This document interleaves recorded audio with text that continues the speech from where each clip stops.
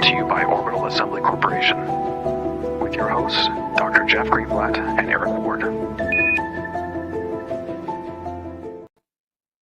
Hello, and welcome to Our Future in Space. In this podcast, we explore the technical, economic, social, political, and ethical considerations of moving humanity into space in large numbers. As you know, we're at an inflection point in human evolution where we now have the ability to sustain life off-planet for long periods in low Earth orbit, but soon throughout the solar system. Will we merely survive on Earth or expand outward and thrive? Orbital Assembly is leading the way in the development of artificial gravity stations so people can live, work, and thrive in space. OAC's platforms are market category creators. They are backwards compatible with current standards, allowing for you to move from concept to production at the pace of business. To learn more, visit orbitalassembly.com. I'm your host, Dr. Jeff Greenblatt, the Vice President for Science and Research at Orbital Assembly, and I am joined, as always, by my co-host, Eric Ward, who's the Vice President for Engineering Design at Orbital Assembly. How's it going this morning, Eric? It is going very well. I'm excited about our interview today. We're joined by Dr. Annahita Nezami. She's a chartered psychologist providing consultation, therapy, and training. She's a systems thinker, international speaker, and researcher advocating for positive social change. Her areas of interest include space health and the overview effect, individual, societal, and planetary well-being, neuroscience, stress and trauma, performance, and altered states of consciousness. After completing her doctoral studies, Annahita co-founded Earthscape VR, where she helps create evidence-led, extended reality, multi-sensory experiences based on the overview effect. Annahita, welcome to Our Future in Space. Thanks for joining us. It's a pleasure to be here. Thanks for having me. I'm looking forward to today. Oh, absolutely. We are too. So I think to start out, I'm really curious. After getting a doctorate in psychology, how did you get interested in space and the overview effect? I might just start a little bit earlier on than that because, as usual, the story is a bit longer. So back in 2012, I was training to be a psychologist. I was doing my doctorate, and I was very interested in altered states of consciousness, peak performance, performance generally, as well as mental health, and all those areas. And I was doing my research and I was thinking about, the areas I can focus on. And I was very interested in altered states of consciousness, particularly transcendent states that tap into this feeling of oneness. So I was focusing on one sort of aspect of this sense of connection or oneness that people experience when they reach certain transcendent states. So I was looking into areas to research and thinking about participants and trying to narrow down my sort of field of research. I was looking at extreme sports. I was looking at near-death experiences. I was looking at psychedelic-assisted therapies and really trying to think about what I can do that would contribute something unique to the field. Mm-hmm. And at that point, I came across the work of Frank White, who I know you interviewed recently. Mm-hmm. And started reading about astronauts and cosmonauts and spacefarers who have reportedly had an overview effect experience. And of course, that refers to seeing planet Earth firsthand and experiencing the awe and wonder of the planet in a planetary perspective, and a sense of deep connection with nature and planet Earth that can arise out of that experience. And many astronauts and cosmonauts come back and have a renewed sense of purpose to do something about the experience. So I began thinking, well, this actually sounds very similar to self-transcendence. And of course, self-transcendence is misconstrued, but from a psychological perspective and somewhat simplified, it simply means a reduction in self-salience, so ego, and a strengthened connection to nature and Earth. Mm-hmm. And so it fitted very neatly into that description. And I was fascinated from that point and reached out to Frank. And, we connected. I told him about my ideas and there was some overlap. And he helped put me in touch with some research participants. And so really that was the point where my interest in space health sort of came into fruition. But of course, with space and all things space related, like many people, most of us are intrigued by the expansive, infinite cosmos, and how the potential that holds for human exploration, but also just how mind-boggling that whole concept is, and also completely in awe of the work that the amazing scientists from NASA, ESA, and all the other space organizations are doing. For example, the Hubble Space program, that really is just amazing and continues to inspire me every day. Wow. What a great arc to get to space. And I'm just curious whether you had any inkling that you might be interested in space from earlier on in your life, or if this was really just through discovering the overview effect. So I came to the UK many years ago when I was 5 or 6. And certainly from a very young age, I've been interested in looking up to the stars, as I said, like many of us, with intrigue and wonder in my heart. And I remember back, I'm originally Iranian, and my mother has Azerbaijan roots. And I remember when I was, again, memories are somewhat, you have to take them with a pinch of salt, but I remember, looking up to the stars to try to find wonder and hope there amidst some difficult societal things that were happening in Iran at the time, like the Iran and Iraq war, and soon after the Iranian Revolution. And so the stars and the cosmos held a lot of hope and wonder for me. And as a novice back then, I would look up and be intrigued by it, but also having wonderful dreams as a child. I used to have incredible dreams. I didn't want to leave my dream world sometimes, where I would travel to the moon and the stars and go on wonderful journeys. And I don't have the same kind of dreams anymore now as an adult, which is slightly frustrating. Occasionally, I travel out, but yes, wonderful journeys out. And of course, just inspired by people like O'Neill and Clark, and the work that they've done, and continuously inspired by people like that who have shaped the very world that we live in. Yeah. Mhm. Yeah, indeed. I have an image here of one of the early renderings of the interior of an imagined O'Neill cylinder, since you mentioned Gerard O'Neill as one of your inspirations. Do you want to describe this for the viewers at all? Yeah, so I think with O'Neill cylinders, it's really about creating habitation in between the moon and Earth, and trying to create cylinders that can contain people who can then live comfortably. And they're quite big, from my understanding, of those spaces, and they're fully functional and they're sustainable, and it's a whole sort of society, mini society within those cylinders. And you can have multiple cylinders, and they can be sort of orbiting or outside of the, I think it's called the, is it the Lagrange points? And so it's an incredible idea. And back in the 70s, when he came up with this idea, I think it was quite out there. And what is interesting, as with most discoveries that are before their time, or even science fiction, is that they unfold, in the throughout time. When they come out, we think they're impossible. We think it will never happen. But slowly now we're beginning to see that science fiction is actually becoming a reality. And those worlds that we imagined so many years ago are beginning to actually come into fruition. They're beginning to happen before our very eyes. And I think that's why Space Age 2 presents such an exciting period of time for us now, because so the impossible is now possible, so it's an incredible time.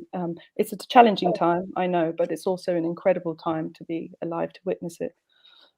Yeah, absolutely. Hey, well, I'm going to take a short interlude here to play an ad from one of our partners, and we'll be back with this conversation in just a couple of seconds. Stand by. Ideas are powerful things.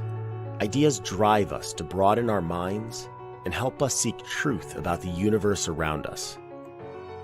We are Rogue Space Systems. Ideas above.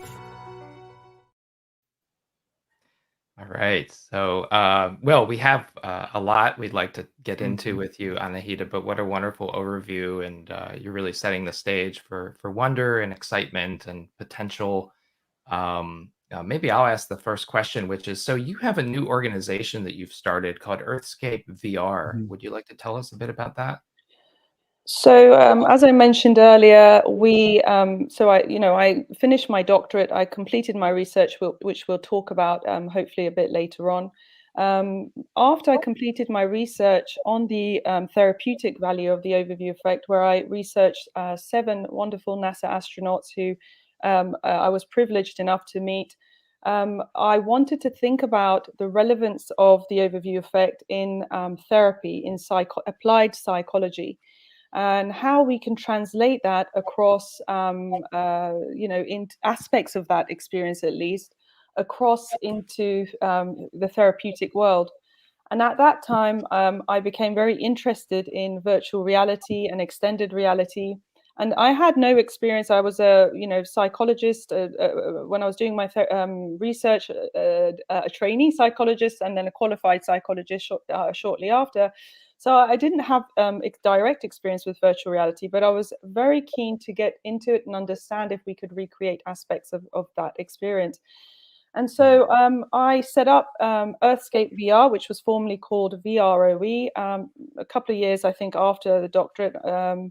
And what we do is we provide multi-sensory programs in virtual reality environments that tap into the overview effect experience. And we use various things to try to do that. We use science of music. We use Buddhist meditation. We also use binaural beats and stimulation, and just different ways of trying to elicit awe and wonder. But more importantly, we use scenes of Earth from space. That's our focus point. And the theory of the growing theory of the overview effect is also incorporated into our programs. So it's not just random images of Earth from space.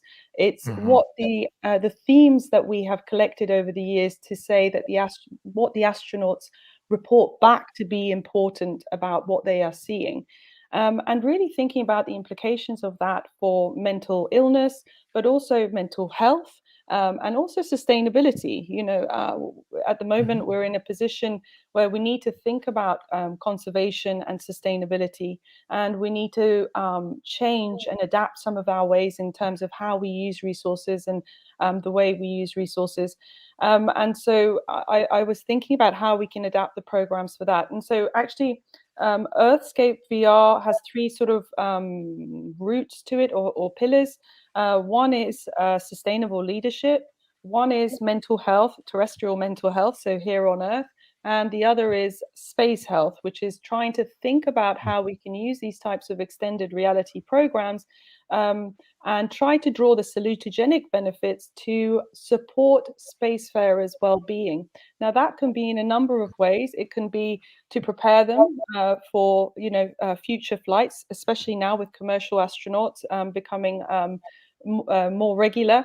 And it's also perhaps on space habitats, space vessels, what we can do to try to make those areas more beneficial, more helpful, more tapped into well-being, and also to do with post-flight, right? So there might be integration work that needs to be done. And so we believe these programs can support that type of work too.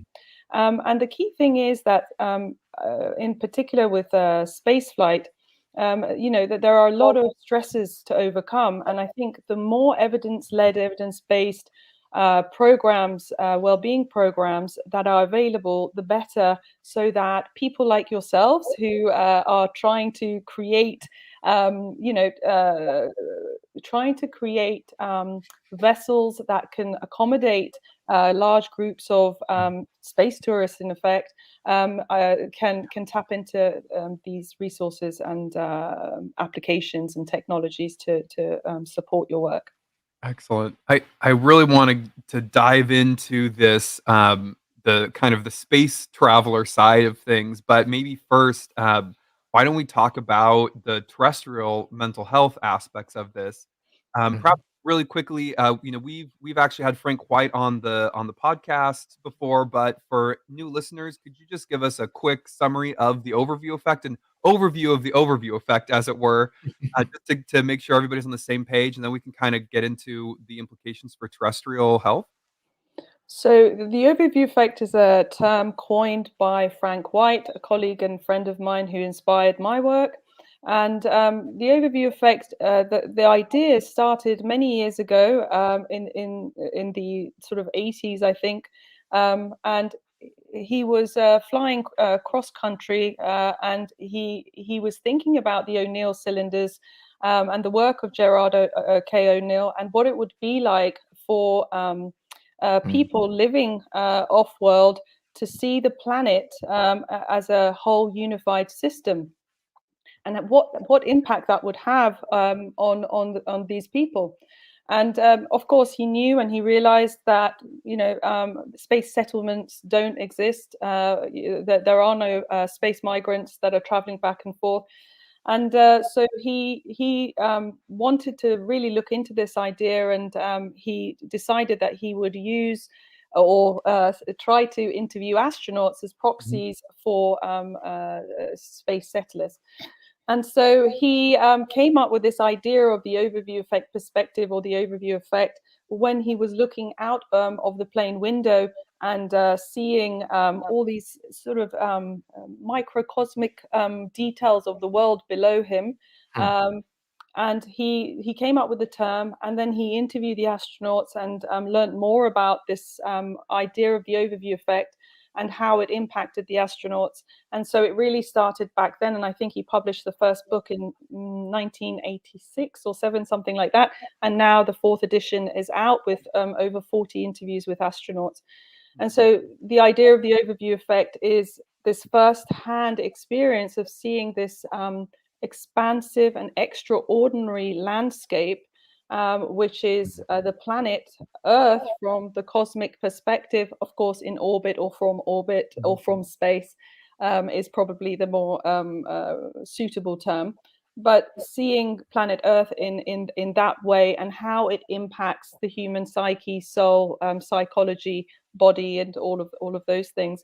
And so I think, of course, the overview effect, many astronauts report feelings of awe when they're looking out the cupola, and they see the planet Earth in their, little spare time that they have. When they go out and look at it, it's an immense feeling of appreciation and awe and connection to planet Earth. And it's interesting how that detachment can create such a strong attachment. As a psychologist, that's a very interesting area for me. How do we attach to objects, and people being considered as objects? In psychology, there's a whole field called object relations. And so how do we attach to objects? And so planet Earth in spherical form is really the first time these astronauts, especially if it's their first mission, that they're seeing planet Earth in a spherical form as an object in time and space. And, the process of that relationship, the connection, the attachment that can occur, and how that is imprinted on the mind and body. And I think that that's a fascinating area in psychology that we can tap into and use in various ways. So what are some of those ways? You mentioned some implications with terrestrial, mental health. So for people that, don't end up going to space, are there implications that, things that we can learn or techniques that we can, develop to help everybody here on Earth? So mental health, is a complex area with multi-level sort of contributing factors, mental distress probably is the right phrase to use. So if you think of it on the broad spectrum, there's so many things that can affect us from, if you think of salutogenesis and you think of disease and distress on the one end, and salutogenesis being optimal health and well-being on the other end. And if you think of us oscillating between these 2 points of, health, optimal health, and distress and disease, and everything we do can affect the trajectory that that point that we fall on. So if we have several weeks that we're not looking after ourselves, we're not sleeping well, we're not eating well, then of course we may move more towards that sort of other end of the spectrum, where we are moving more towards disease and distress and psychopathology potentially. So on a day-to-day basis, we're all sort of working to navigate that in different ways. But again, if you think about mental distress, there's so many things that can affect it. There's research to suggest serotonin imbalances. Of course, some of that has been argued against now, because there's research that shows that isn't really a valid option. And this idea that one thing, the disease model that says one specific factor, it's your genes or it's serotonin that causes the issues in mental health, is now also disputed.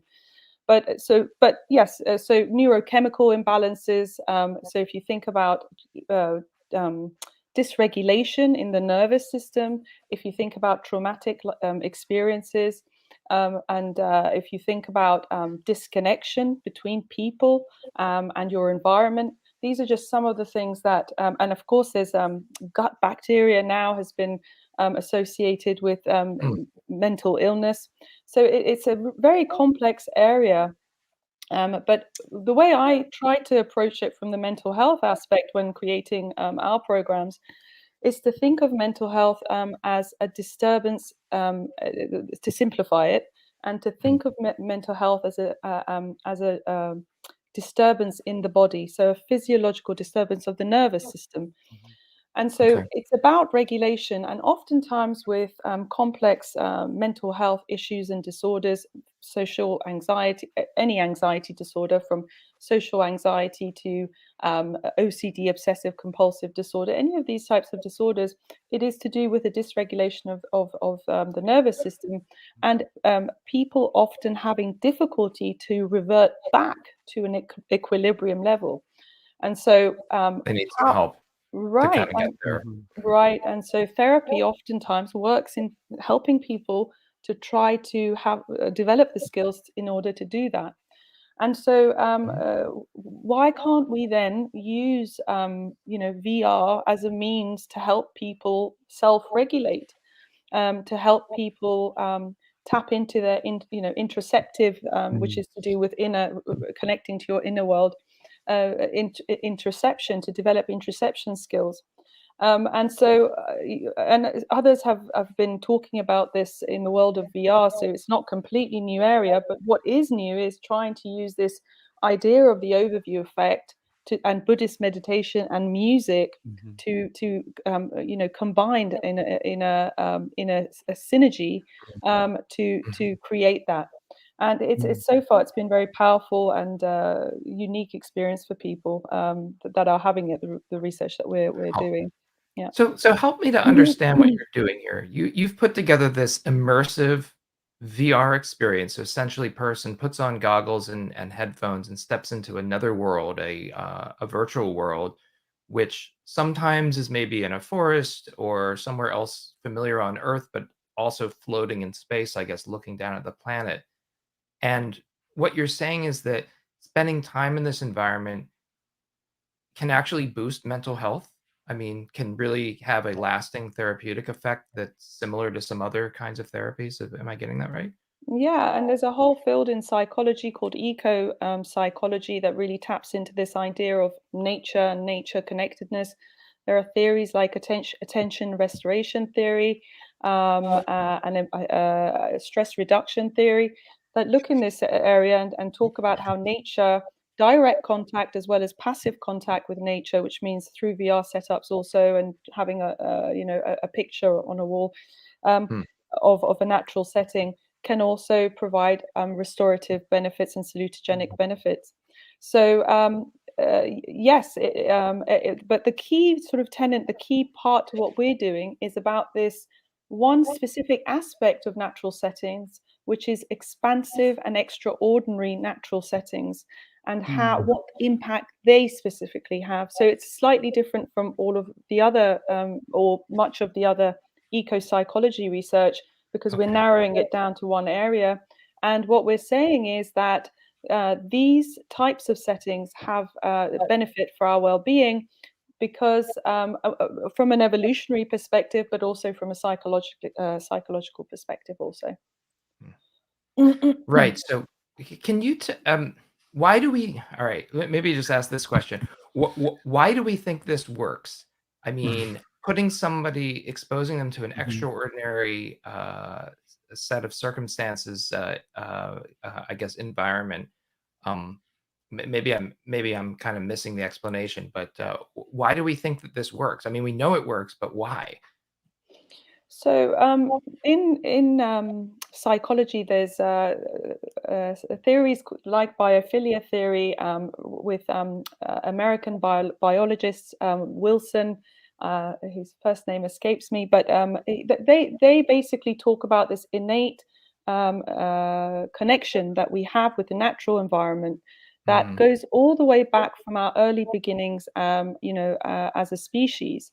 Which makes sense on an intuitive level. That makes sense, and there's not a lot of research to support this idea that there is an innate connection to nature, because of course there are some people, a small minority of people, who don't like being in a natural environment. They may have allergies, or they may have, so there are small pockets and groups of people that don't like that. But I think on a logical basis, we can see that there might be a premise there to that argument. And there is some research to suggest with babies and toddlers that suggests that there may be, so for example, there's research with babies and toddlers on fear of spiders and fear of snakes that show the opposite, which there is this innate fear that seems to develop from very early on to spiders and snakes. But why is that? Because for most of us, they don't present a threat to us anymore in modern civilization and society. But actually, the research shows that yes, they have, their pupils dilate and they show expressions of fear. Where did they learn? They couldn't have learned that because they're so so small and young and haven't had many years on this earth. And so where does that come from? And so there is this argument to say, well, if there is a fear that exists, very early on, that suggests that there is an innate fear of these things rooted in our evolutionary beginnings, then because self-preservation, right? I mean, I guess you could die from a snake bite or a spider bite, and that's why we're averse to them. Right, it is, but where is that programmed into our DNA? I mean, where does that come from if it's not learned? And so that's the argument sometimes that's used. That type of research is used to suggest, well, that there may be an innate connection to nature as well that exists, if that exists. That is more of a positive experience, right? That like we have an innate fear of spiders and snakes, but maybe this innate kind of positive connection to nature that is also isn't necessarily learned, but something that we're kind of born with, just like that fear of spiders. Exactly. And so that's one example of some of the sort of growing evidence or arguments that are made for this idea that we have this innate connection, and it can impact our well-being in a positive way. And then we have theories like the attention restoration theory by Stephen and Rachel Kaplan, who argue that being in nature, and more importantly, connecting with nature in a meaningful way, has very positive effects on our well-being, and in fact can restore stress, so can reduce stress down. And so there is a lot of research in that field that suggests that is the case, that people that have a meaningful connection, so on an emotional level to nature, that predicts well-being. So it's a strong predictor of well-being, actually. So and there is also research to suggest that being in nature increases positive emotions. And again, there are lots of research studies that show us of the benefits of experiencing positive emotions like awe, wonder, pleasure, joy. And they sound very basic on the face of them. As I said, that kind of intuitively we know these things. But it's important from a psychological perspective. And here on Earth, in a terrestrial settings, that's why eco-psychology is gaining more popularity as an alternative to some of the traditional treatment methods that we use. Who I'm not, some people are against psychopharmaceutical interventions. I've worked in clinical settings and inpatient units, in prisons, you name it. I've worked and seen how psychopharmaceutical treatments can have benefits for some people. But what we need is more of a range of treatments available that can help people tap into positive states, that can help promote engagement with nature in a meaningful way, because there is a disconnection between us that's happening because of the things that we have established in civilization, whether rightly or wrongly we are where we are, that have created a distance between us and the natural environment. And although we're evolving as a species, and that's exciting, and who knows where we'll lead, and we may become cyborgs, and who knows where we'll end up. But I think trying to maintain that connection and that very intuitive relationship with nature, the wisdom that we once had is very important. Of course, indigenous peoples who still have that and have retained that. I wanted to wrap quickly back around. We talk about the benefits of nature, but you mentioned early on what you're really focused on, what you guys are focused on at Earthscape VR is this expansive and extraordinary natural settings. And so I'd like to know more about how you think that's important and maybe different than, just going out and forest bathing, which is fun too. Absolutely. It's a fun hobby of mine, but how do you think that's different? Why do you think it's important to also look into things like the overview effect and looking at these kind of expansive and extraordinary, but still natural settings? So the late J. Appleton, he was a geography professor at the University of Hull. He talked about the evolutionary basis to this argument. And he talked about how these expansive natural environments, these, where we have these expansive scenes, there is prospect and refuge that they present to us. So if you think about in our earlier days, in our earlier beginnings as a civilization, as a species, perhaps as a species going back, I'm talking hundreds of thousands of years, when we were in nature, you think about, I don't know, saber-toothed tiger coming after us, a bear coming after us, we were constantly sort of going out to forage for food. And that was how we survived, and we also had to look out for threat in the form of dominant animals that were more dominant than us, and so those wide open landscapes provided some prospect and refuge to us because we could see the threat coming from a distance. We could identify places of safety. It's like having that sort of overview effect in a sense. And so from an evolutionary perspective, this is almost hardwired in. And I think that's very interesting in terms of when we see planet Earth from the cosmic perspective, or from space in orbit. It's very interesting because we are in a threatening environment. Although we all love space and are intrigued by it, it is a threatening environment, Very much so. Right. And so when you look at planet Earth, what does it offer you? It offers prospect, refuge. I mean, there are so many affordances depicted. And again, J. Appleton talks about affordances, that the land, the view offers. So wide open spaces provide this prospect and refuge. They're the affordances. But if you see planet Earth from the cosmic perspective, it offers affordances too. It offers value, in amidst all of the cosmos. And what are those affordances? Well, it affords us, survival. It relates to food, nurturance, air, the basic survival Yeah. stuff, but also to do with mother, nurturer, other affordances which are more symbolic as well, Right. home, belonging, all of these things. And so a bunch of affordances right before the eyes. And of course, you're going to be drawn to that place of safety and refuge and connection.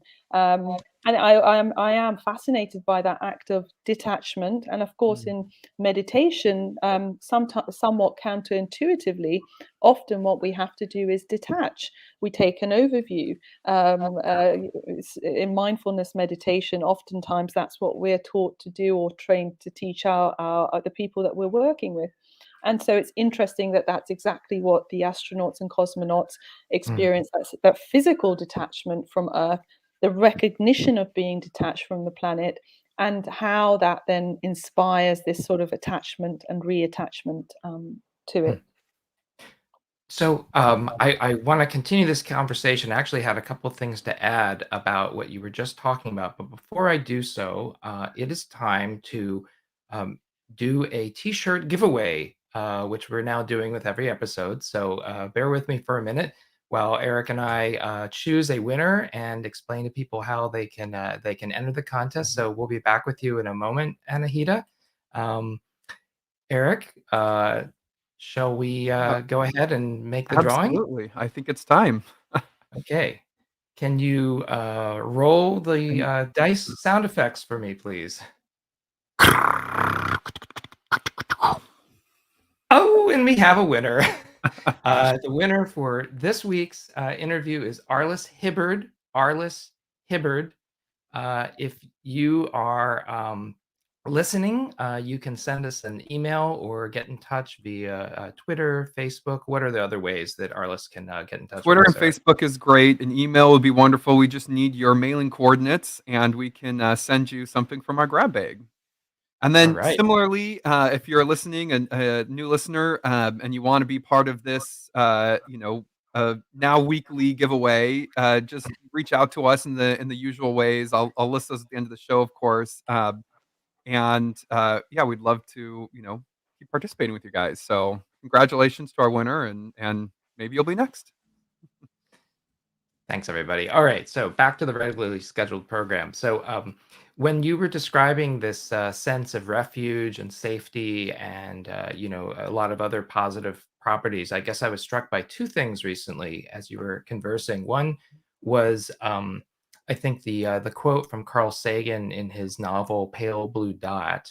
And I'm going to just bring up another image of the whole Earth as seen from the Apollo astronauts as they were on their way, I think, back from the moon, or maybe on their way to it. And I will misquote him, but the spirit of it is that looking at the distant Earth and realizing that everybody you've ever heard of and have any kind of relationship with is from that one place in the whole universe, and that both connotes fragility, but also like it's an extra special place, right? And I'm sure that that must be at play here in some of the feelings that you're talking about evoking. Yes, and I think that's a very powerful image. And the Carl Sagan famous quote that you just referred to is a wonderful quote that really taps into the expansiveness of the universe, the image as well. I think it was is it the Voyager satellites that sent, was it? Yeah. The actual pale blue dot, yeah, that Yeah. was taken by Voyager looking quite far. I think it was out past the orbit of Neptune at that point. Right. And so really, again, just it's about scales as well, in terms of scaling out and seeing the planet as this speck of dust in the cosmos, in a beam of light, is incredible. And although we're some years away from us, well, maybe fewer than I think, but some years away from us traveling further out in human space exploration to Mars and beyond. I think it's incredible to think what will happen to the human psyche and psychology without the comfort of having our beautiful planet right there before our eyes, watching it gradually, fade into a disk, indiscernible disk potentially amidst the cosmic sky, and how that will impact us, right? I can imagine you gotta. I'm sorry to interrupt. I'm Yeah. just struck by that scene that you're describing. That if you're not prepared for that, I could see this being very disturbing for the first people to move away from our planet, even if it's just for a couple of years. Right, and just going back to, of course, the stresses of the known stresses Mm. of human space flight. You've got to contend with radiation. You've got to contend potentially with gravity. Maybe not. I think there's some development in those areas.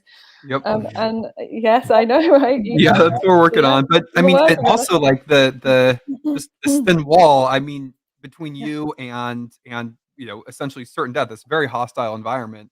Yeah. In Right. my mind, it's very similar to a submarine in a way, right? Where you're in this vessel, but if you go outside of it, your human body can't survive there, and it's very similar in space. But um, we're Right. looking into very many people, like Jeff mentioned at the beginning of the show, for now, like visiting, working, playing, but eventually to live and expand and thrive out there. So Right. uh, Yeah. it's a Right. very interesting kind of topic, poignant to us, in Yeah, particular as so well. poignant and so relevant what you've just said. So yes, there's like the known things like you've got radiation, you've got microgravity, maybe not when you guys Yeah. have finished your work. But then there's also just that fact that people know that they're in or just outside of that sort of the window or just outside of the suit is a very threatening environment. So that real Mhm. brush with danger and potential risk to life, I think really does have a profound impact. But there's also all of the other circadian disturbances, Hmm. with Yep. circadian rhythm. There's also that has repercussions on sleep anyway, because you don't have the usual cycles of day and night. Right. And right, and you've also got a psychological, so for example, suppression of appetite, where astronauts and cosmonauts on the ISS often report that they're not quite as hungry, and the food sensation with food and taste is very different. Hmm. So they actually have Well, to there's a increase. dulling. Yeah, there's a dulling of the taste that has everything to do with the fluid shift that toward the head, and basically you're running around with a cold the whole time. Right. Congestion. Right. Congestion, exactly. Mhm. Apparently, I've been finding out more recently, the congestion actually subsides after a few days, but there Mhm. are some issues with taste Hmm. and Yeah. what their preferences in food. But there's also Right. disturbances with sensory, input as well. So if you think about on the ISS, let's say, what they are seeing is planet Earth and the cosmos. Of course, the cosmos is incredibly silent. I'm sure there's some noise there, but it's not maybe audible. And then there's also then the planet Earth. And usually, when we're on planet Earth, we have nature sounds that correspond with what we're seeing. So we hear the wind. Hmm. We See the we trees can move. Yeah. taste a blueberry. We can Hmm. but Mm. up on the ISS, that's very different. And I think on longer Mm. space missions, maybe space missions that are further away, um, I think that can have an impact on the perceptual systems, on the sensory systems, because they will be dampened in some way or Hmm. shape or form. And then, of course, what happens as a result of that? Will there be more perhaps illusions, perhaps more perceptual anomalies that may arise as a result of that? And of Hmm. course, in more extreme versions, can that increase the risk of hallucination? And I'm talking about deep space missions, not orbital. Yeah, going to Mars, it's a 6-month trip, plus or minus for a Hohmann transfer. Yeah. So you have to think about applications that can offset some of those potential challenges that may arise, and we need an ecosystem of applications that and technologies that can do that. But even on tourist journeys that are perhaps longer term journeys for a few days that might be in orbit, you'll need things that can really tap into the spirit of what it is for us as a human being to travel out. And I think these could be these types of applications could be a lot of fun and really try to integrate the overview experience for space travelers. Well, can I press you for a little more detail here? I guess what I'm feeling confused by is, are we talking about preparing somebody for this experience or sort of helping them process it while they're in space? Or maybe it's both, and that's what you're aiming for. But I guess I'm really interested about, once people are in space, what can we do to help them not feel so disoriented or otherwise detached from the reality that they're experiencing?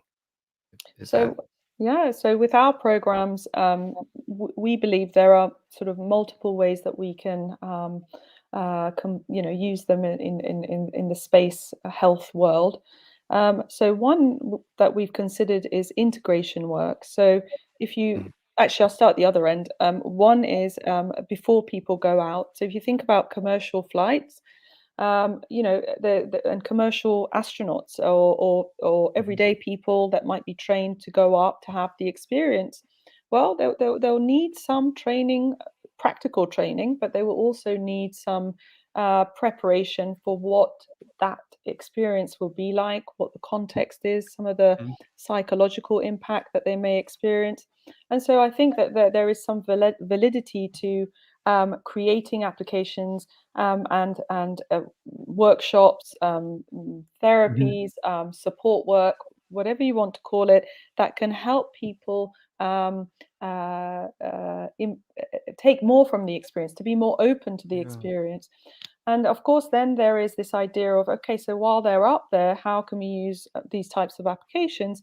And I believe with, particularly with deep space missions, I believe that these types of applications, for example, having not just VR, so you can think about extended reality. So one part of that is VR, but you may also have other types of immersing people in the experience, other ways you can immerse people in the experience. So you may project it on a wall or in a room. It may be in a VR setting in a group. It may be in a VR setting independently used by a person before they go to sleep. It may be in a social setting to enhance team morale. It may be, as you've shown there, on a cinema screen, if that is a possibility on future missions and future tourist missions. And so you can really incorporate these ideas into the habitat, into the environment in clever ways to really add value, so that if people are feeling stressed, or if that people want to feel more meditative, or if people want to connect more, if people want to enhance their senses more, if they want to relax more so they can go to sleep, you can incorporate these types of applications in multiple ways to try to deliver that in an effective way. And of course, then there's post-flight, then there might also be integration work. So let's say people go on a 3-day mission, let's say people go on a 5-year mission, then they may come back. And of course, there's all the standard work that they have to do in terms of to try to integrate back into the world and try to get their muscles working properly.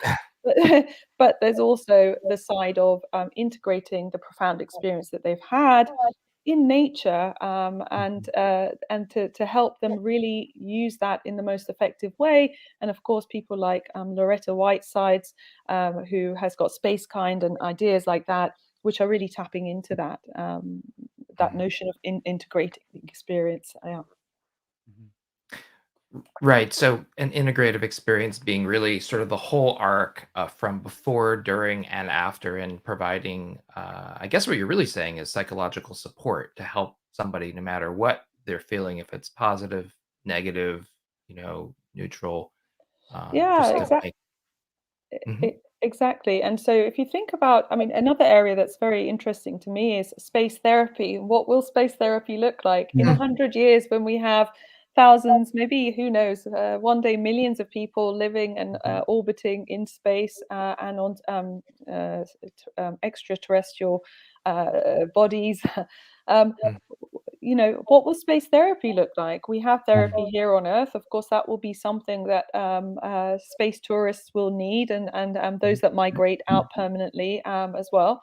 Um, and so, what will that look like? And what will space Mhm. syndromes look like? Will they be different to what they are here? Because, as I said, there's a spectrum of salutogenesis and disease and Yep. distress, and we all sort of float in between that somewhere.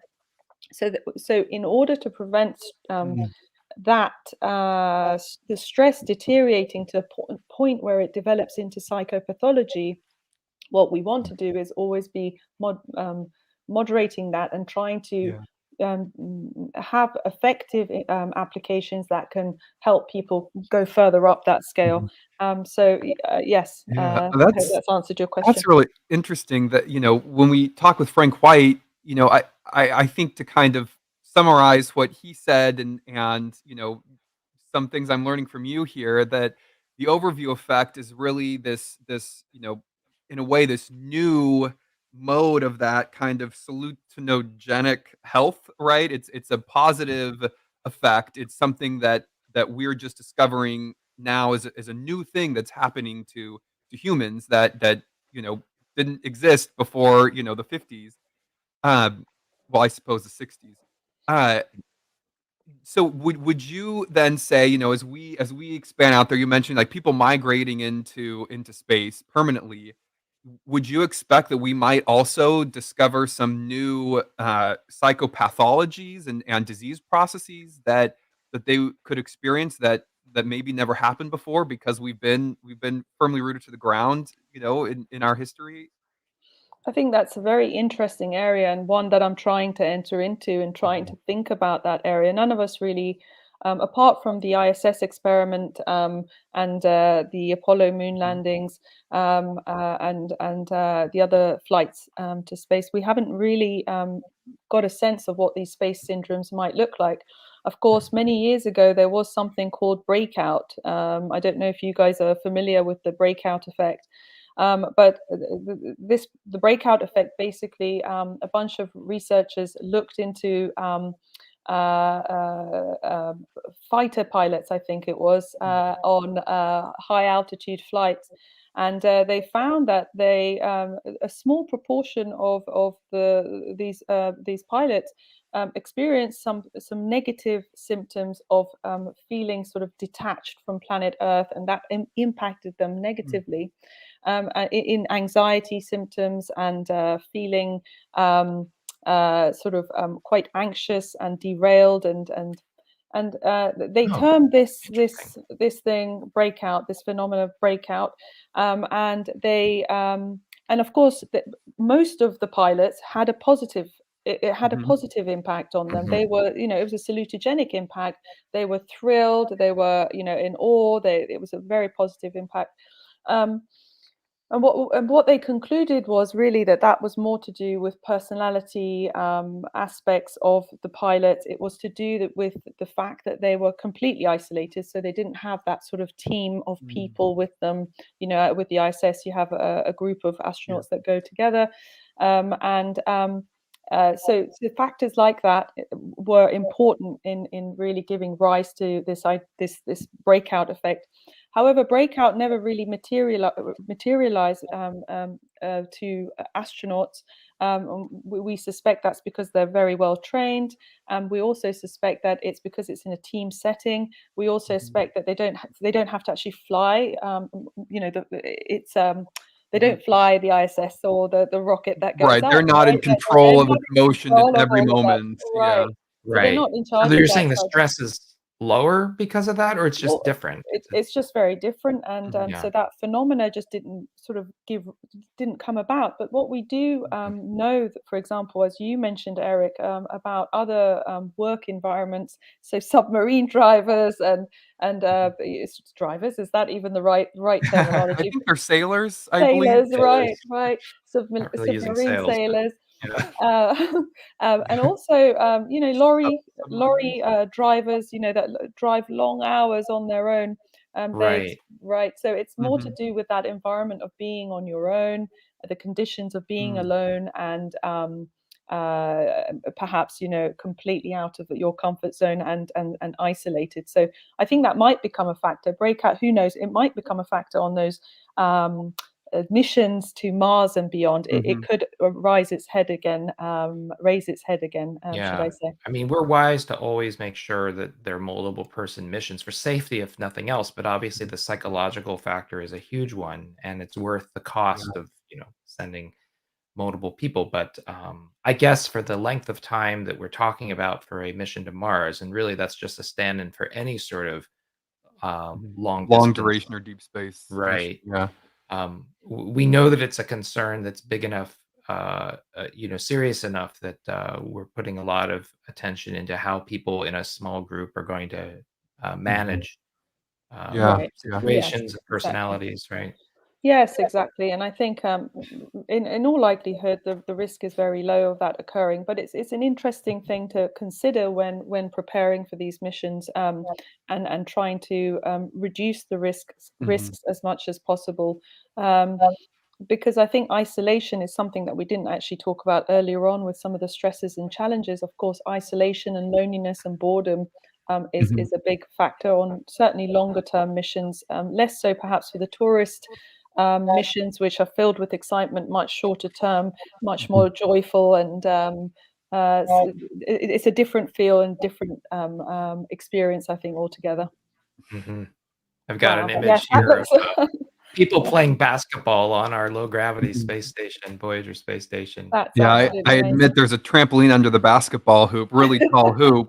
Uh, Low gravity, station, you actually wouldn't need the trampoline to do that, you can just jump high and Yeah. Yes, but, yeah, that's incredible. it's an interesting point, if you're going up as a tourist, if you're going to low Earth orbit, right, you look out the window and there's Earth, below you Right. the entire time. A mission to Mars, you know, very exciting rocket launch, you see the Earth, diminish in the distance, and then you spend months, essentially Mhm.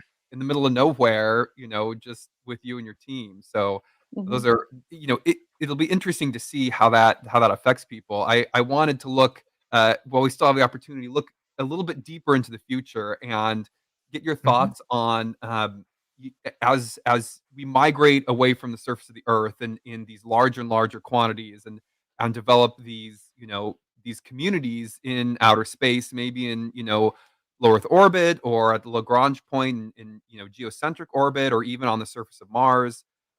What do you think we might see in terms of cultural shifts or mental shifts on a larger scale for these big communities rather than maybe this individual spectrum of salutogenesis to distress and disease? What kind of cultural shifts do you think that we might be looking into? That's a big question, and I think we have to break that down in terms of, I mean, what is culture, and who are we? What's our identity? And I think there's so much to consider in that type of question. But our sense of, certainly for modern civilization in terms of where we are now, and particularly for the West, our sense of place is very important. Where we are, where we belong, home, our neighborhood, and and I have it. So in that sense, our sense of place, but also our identity is attached to that. So who we believe we are is very much attached to family, but also where we come from. Mhm. And I think when we leave this idea of a distinct place that we belong to in a very, in the sense of the word of, i- i- it's quite a small and narrow view of where we belong. in the cosmos, in the universe. And when we begin to travel out and more than in theory, in reality, take in this idea that we are part of a vast universe and we come from that, wherever we end up, I think that's going to have a fundamental impact on our sense of self, who we are. And I think that that will expand our sense of self in that we will begin to have a different understanding of who we are and where we belong, and that would be expanded out from that narrow perspective to, indigenous peoples say the sky, that we come from the sky, that's our home. And so I think we are sky people, and it would be an affirmation of that, but also it would a sense that there would be probably a displacement that happens as well. And I think there is an imprint of our relationship with planet Earth. There are archetypes of Gaia and Mother Earth, the womb of Earth, in mythical stories that go back thousands of years. And I think that there will be a disruption to that, certainly at the earlier points, in terms of, okay, what does that mean? Leaving all of that behind for some time, leaving all of that behind. And that imprint, I presume, is somewhere in our DNA, and I can't say that scientifically, but I presume that there is an imprint of that in us, and that is handed down from generation to generation in one way or another. And so we depart and we leave, and I think that displacement will have some effects. And so we will have to form new cultures and rituals and ways of living. And some of that will be based on knowledge, right? Because actually the way we started here on Earth in our earlier sort of beginnings was that we really kind of, as far as we know from what we understand, is figured it out as we went, which is kind of what we might be doing when we go to space. But we have, I think, more knowledge, we have more understanding. And so we are starting from a different sort of point going out. We have more awareness. And so I think that will impact how we shape who we become. So I think the culture of the habitats that we inhabit will be very different. They will look very different.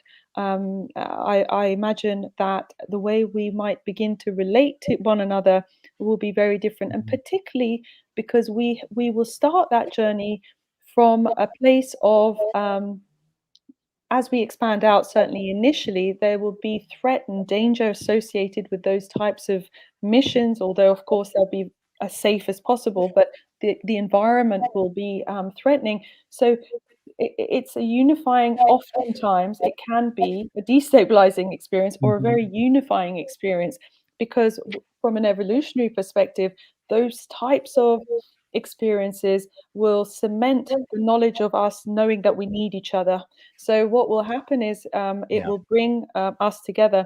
But of course, there's psychologists like Henry Tajfel that also talk about the in-group and the out-group, which mean that there may be also subdivisions and groups beginning to emerge, over a course of time. And there may be some disputes, and there may be some, we are prone to creating wars and fights and disputes. And so I think all of these need to be considered when we create civilizations out there. And I think in terms of the culture, I'm thinking of Greek mythology now, and thinking about again, how we looked at gods and goddesses, and admired them and honored them and believed them. And again, will that type of relationship begin to come about again, where we begin to maybe not necessarily gods and goddesses, but maybe understanding planetary bodies in a very different way. But also there's this idea of what the civilization itself will look like. and how we will begin to advance in our knowledge as we expand out. And so, of course, culturally, that will affect us and who we are and how we understand ourselves and our identity, because knowledge is the key to being human, alongside our ability to experience a range of emotions. Self-awareness, knowledge, and this ability to experience a range of emotions is really paramount to who we are. And so as we expand our knowledge, we will begin to develop a different understanding of what it is to be human. Yeah. And it will help us relate to the environment in a very different way. And I just, it's just such an exciting time to be alive, to see all of that happening. So yeah, so, and also rituals, Mhm. you know, throughout the time, we have relied on rituals to survive, to bring us together, to cope. And I Yeah. imagine, again, because of this sort of extreme environment, exciting travels out, we will develop our own unique rituals and systems and ways of communicating. What will language look like? How will Yeah. we, right? How will we begin It's to already changing communicate? very It's quickly. already, it's a bit alien Mhm. already in terms of with all of the I don't know, the you know, on texting and everything like that, with Yeah. the smiley That's faces right. when the young kids doing it. I always get quite confused with, do I put a smiley face or do I not do that? But yeah, thinking about Mhm. language and the development of language, and how this type of journey will shape our language and the nuances and the utterances. And so some people say, who knows, we might be in, let's say, in a few thousand years, once we have multiple mini civilizations out there in the cosmos, Mhm. we Mhm. we might be very different, Yeah. compared to what we are. So different in culture, different in physiological form, Mhm. perhaps different in language and expression of language, different in culture. I don't know if I said rituals, but yeah. So Yeah. Yeah. So it'll be fascinating either way. just absolutely Yeah. Yeah. fascinating, and Yeah. yeah, can't wait Well, to see what unfolds. we're getting a little late in the show here, but I did get a listener question that I wanted to pass on. Space Racer asks, have you done research in a sensory deprivation setting, or just in the sort of goggles and sound kind of areas? That's a great question, and there is Ryan Holmes, who's got a company who provides sensory deprivation tanks with VR, and people can watch Earth from space with music, and they're immersed in sensory in water, basically, so their senses are deprived. Ooh. It's very, very interesting experience. I haven't actually had it, but you can look it up online. So we haven't done that type of research yet. We're in the early sort of stages of our research. We've done sort of early research with student populations, just to see if we can elicit certain reactions in people that we say we can. Can we elicit awe from these types of Yeah. environments in a significant number of people? Can we strengthen connection to nature based on some of the theory and the scenes and the music? Can we elicit stronger connections to nature? Can we elicit compassion? But certainly, so that research will hopefully be published end of this year, early next year. Actually, another interesting research that we've participated in is with 350 students, looking at impact on behavior with these types of VR applications that sort of tap into the overview effect. And what this specific research has showed is that it has the potential to even change behavior in terms of, to make it more altruistic for planetary causes.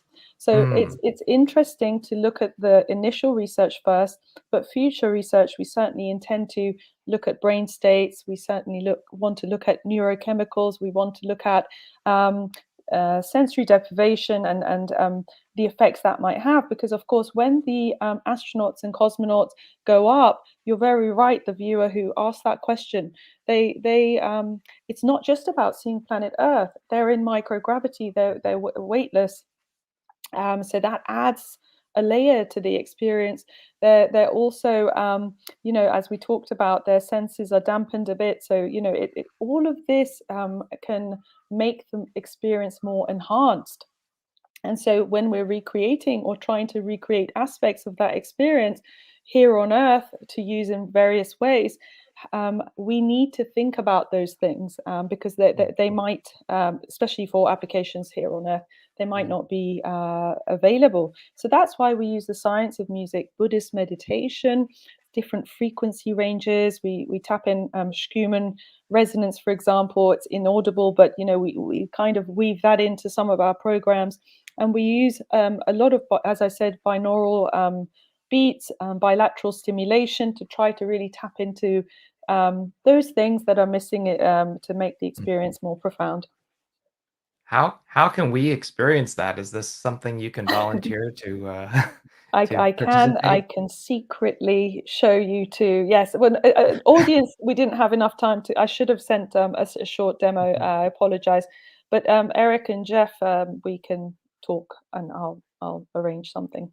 Yeah, Excellent. that'd be fantastic, and maybe we can follow up with our audience too, and give them the lowdown once we've been able Yeah, to You can give document a document and feedback, but yes, for the audience, Earthscape VR, you can go onto that website. We've just had a name change from VROE to Earthscape VR. So if you want to find out a bit more, certainly about the sustainability arm of what we're doing, go onto that website, and follow us on that website, and we will be publishing and posting more about our space ventures, and as well as our mental health work that we're trying to achieve.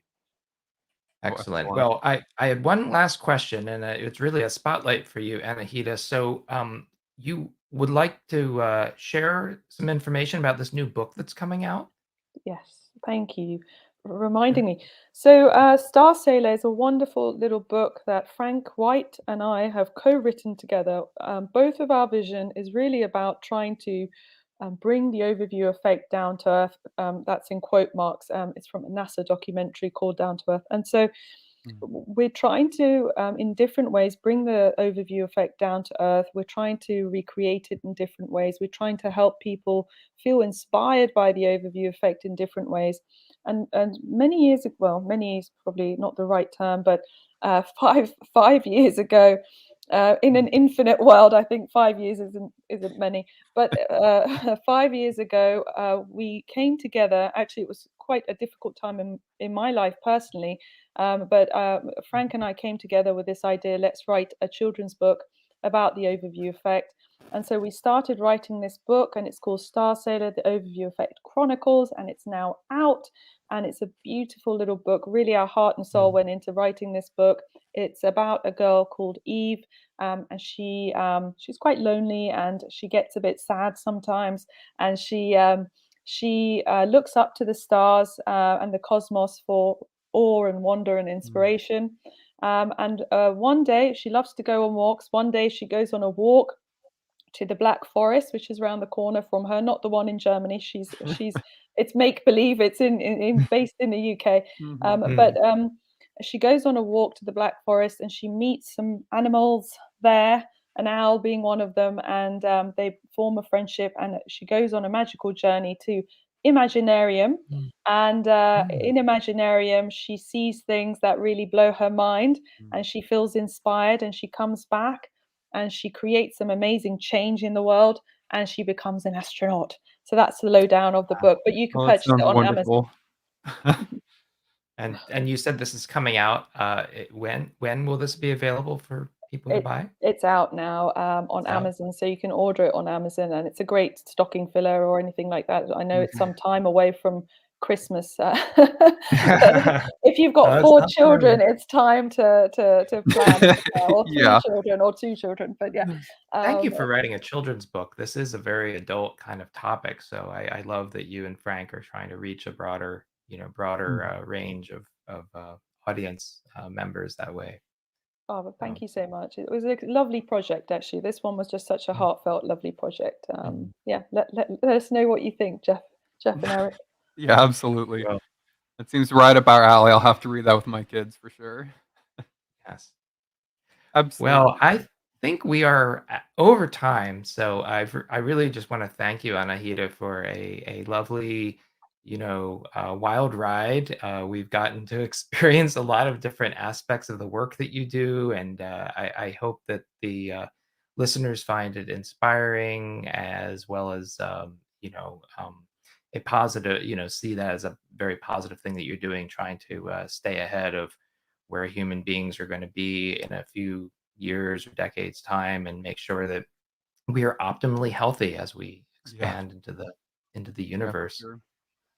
And for Thank all you. you listeners out there, thank you for tuning in to this episode. If you have suggestions for future discussion topics, people you'd like us to interview, or just want to participate in the conversation, please reach out to us. You can email us at ourfutureinspace@orbitalassembly.com.